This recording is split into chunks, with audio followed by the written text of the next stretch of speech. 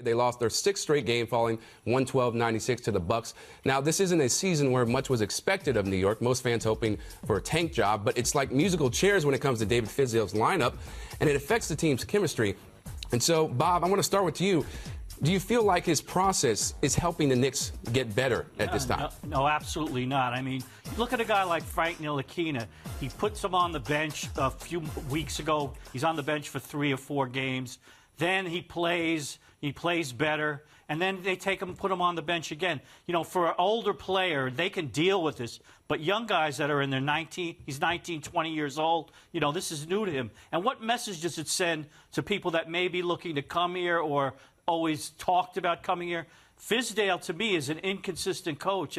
His ways are not helping them win, nor do I expect them to win. But the way he's going about the season shows me he lacks the consistency and lacks the ability to build confidence in his players.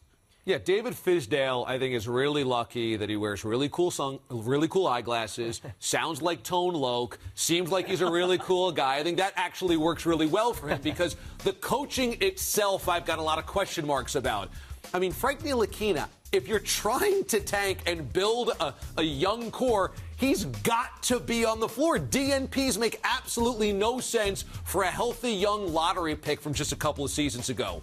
I think Bob is right, and I don't say that often. And that is your problem. There is no consistent message here. Are you trying to rebuild or are you trying to win basketball games? And if you're trying to rebuild and you're trying to strip it down and you're trying to tank, well, then Ntilikina's got to be on the floor, and young players got to be on the floor, and whatever happens with veterans, that is secondary. You don't even need to worry about that. Don't let that mess up the quote-unquote process. I don't envy David Fizdale at all. It's kind of a no-win situation. Even with those glasses?